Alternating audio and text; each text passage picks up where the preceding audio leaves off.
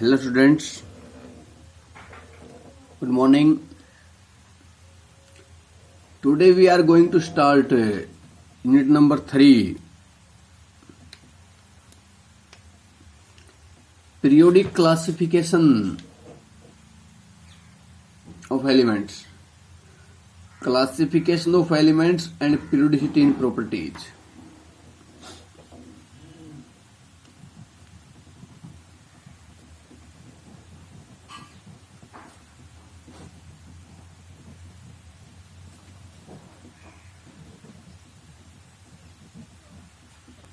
And periodicity in properties.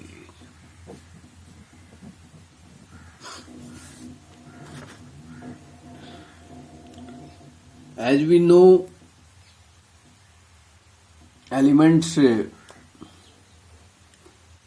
atoms, molecules, we had studied about these in 9th class, and we know that since 18th century, 31 elements were known.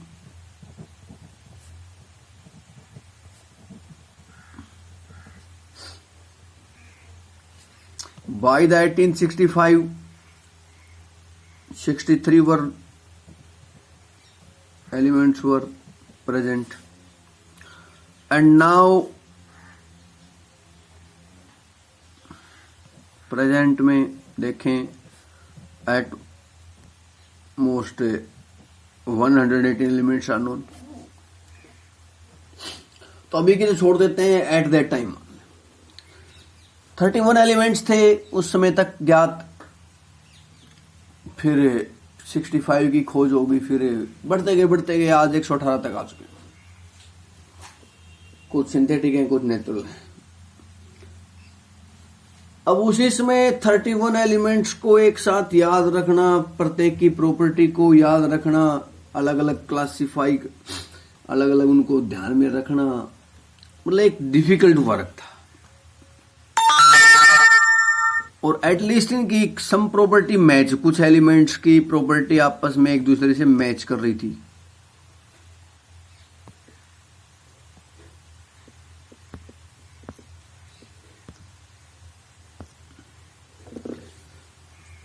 तो elements की जो property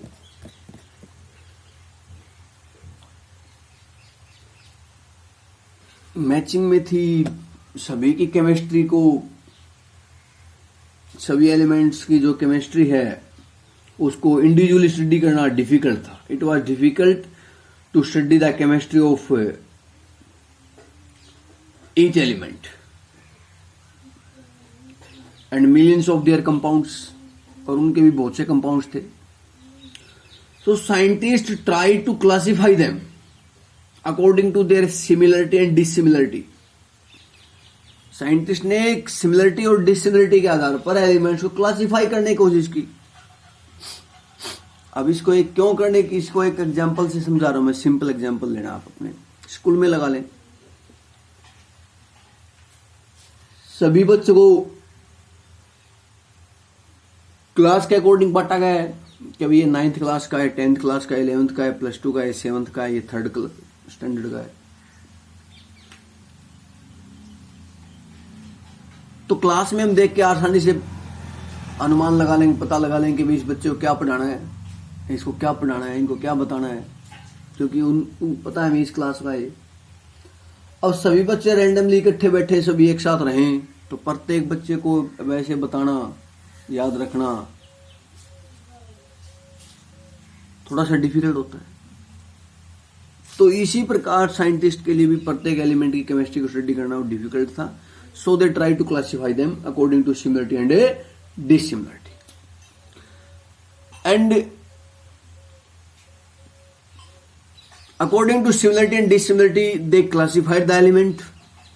उन्होंने classify किया भी, और उनको tablet form में, हमें एक टेबल की फॉर्म में दिया, जिसको आज हम पीरियोडिक टेबल के नाम से जानते हैं. Periodic table. आवर्त सारणी जो आपके बुक में से पहले बनी हुई है, 10th में पढ़ भी चुके हैं उसके बारे में आप बहुत कुछ। लेकिन ये ऐसे नहीं बनी है प्रिडिक्टेबल, इसके लिए बहुत सा एफर्ट लगा, बहुत सी साइंटिस्ट ने ट्राई की, कोशिश की, तब जाके काफी मेहनत के बाद ये हुआ है। आज तो हमें पता है ऐसे ऐसे एलिमेंट अरेंज हैं, लेकिन at that time there was no such arrangement. So scientist try a lot of very hard work behind it. So what is predictable? The table which classify all the known element accordance with their properties. क्या करें? The table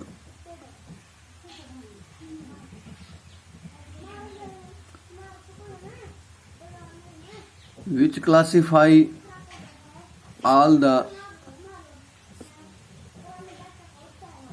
non elements, जितने भी ज्ञात element थे, in accordance, अब मैं according लगा सकूं, अकॉर्डेंस देयर प्रॉपर्टीज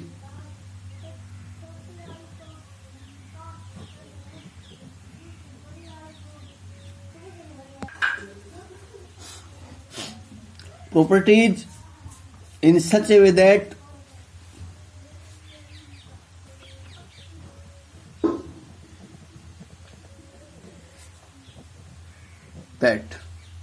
कैसे elements with similar properties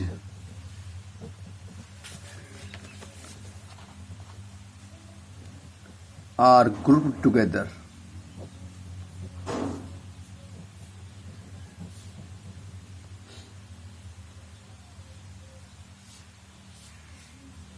and dissimilar elements are separate from, and dissimilar elements are separated from one another.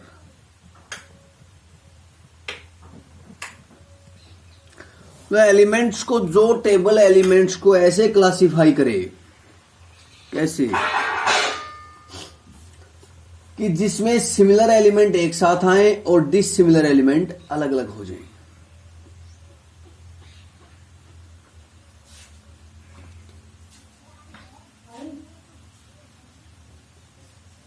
Similar element को एक ग्रुप में रखा जाए, एक वर्टिकल कॉलम में रखा जाए, और डिसिमिलर एलिमेंट को अलग रखा जाए। इस प्रकार जो क्लासिफिकेशन, वो प्रेडिक्टेबल था। ऐसे प्रेडिक्टेबल बना। सबसे पहले जॉन डाल्टन ने बताया कि elements can be distinguished from each other according to their atomic weight, on the basis of their atomic weight.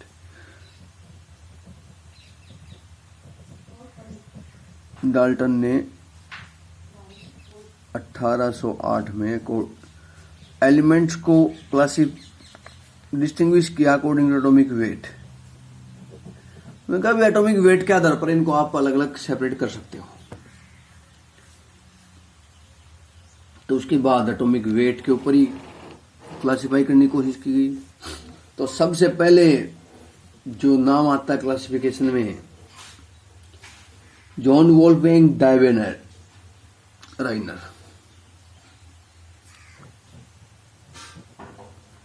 डोबे राइनर ने क्लासिफाई करने की कोशिश की। जर्मन केमिस्ट थे। 1817 में क्या किया,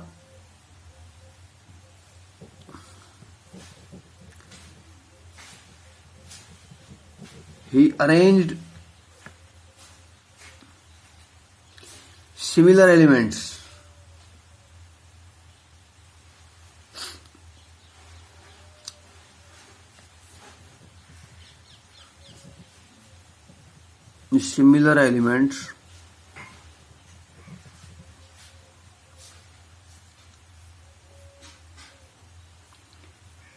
एक समान एलिमेंट्स को उसने अरेंज किया। कैसे अरेंज किया?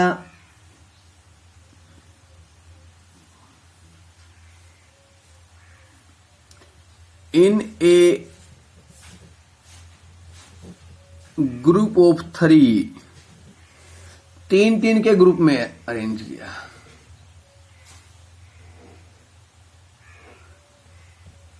एंड शोड, और दिखाया और बताया, that atomic weight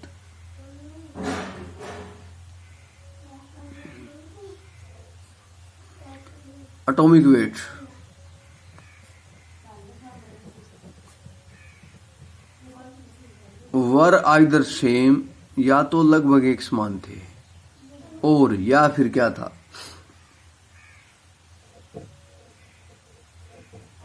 atomic weight of the middle element,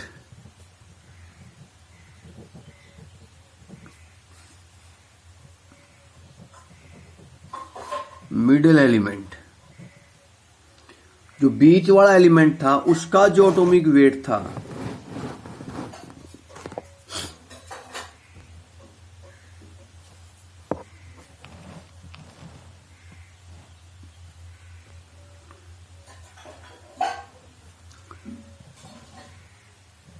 was nearly same to the arithmetic mean of other two। या तो उनके एटॉमिक वेट सेम थे, या फिर बीच वाले एलिमेंट का जो वेट था वो बचे हुए 2 एलिमेंट के मीन के बराबर था। अर्थमेटिक मीन, जो गणित में मीन निकालते हो, माध्य निकालते हो, उसके बराबर था। तो 3 के रो में उसने अरेंज किए, जैसे उसने आयरन, कोबाल्ट, निकल को अरेंज किया। निकल तो लगभग एटॉमिक वेट सेम था।